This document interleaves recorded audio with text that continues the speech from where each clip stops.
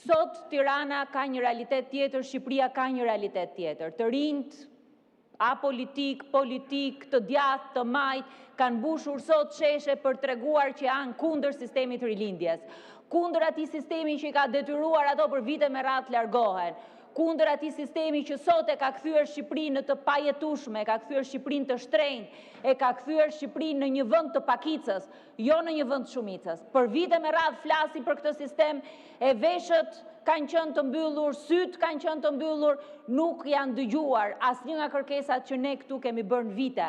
Ato sot nuk po protestojnë për një projekt, ato sot protestojnë për një realitet, po protestojnë për atë që kanë përjetuar për vite me radhë, për faktin që ky parlament dhe sidomos Partia Socialiste nuk i përfaqëson më ato.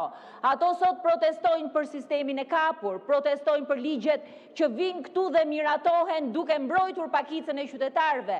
Protestojnë sot edhe për faktin që nuk duhet largohen.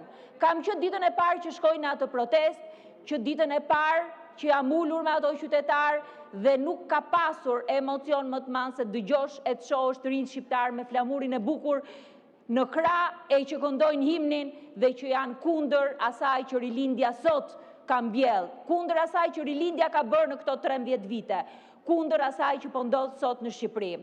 Për 4 vite më radhë bashkë me kolegët e Partisë Demokratike kemi dërguar mbi 14 shkresa në Komision Evropian, në Parlament Evropian, për ligjin e zonave të mbrojtura, për ligjin e investimeve strategjike, për ligje të tjera duke vazhduar me atë të koncesionit porteve, për të treguar që ardhmja e Shqipërisë është në udhkryq, që vendimet e qeverisë po e pengojnë Shqipërinë të ecë përpara në procesin e integrimit. E kemi paralajmëruar këtë situatë. Kjo situatë nuk është një situatë e vjetër për parlamentin, po sot realiteti është tjetër. Sot është ngritur e gjithë Shqipëria në këmbë dhe ne duhet ta dëgjojmë. Së pari ta dëgjojmë ne si forcë politike dhe sigurisht që t'jemi pjesë atje patjetër, siç kemi qenë që ditën e parë, po ta dëgjoj dhe qeveria, me kërkesën e tyre legjitime për dorëheqje, me kërkesën e tyre legjitime për të ndryshuar Shqipërinë sot dhe ndryshimi fillon me largimin e Partisë Socialiste. Faleminderit.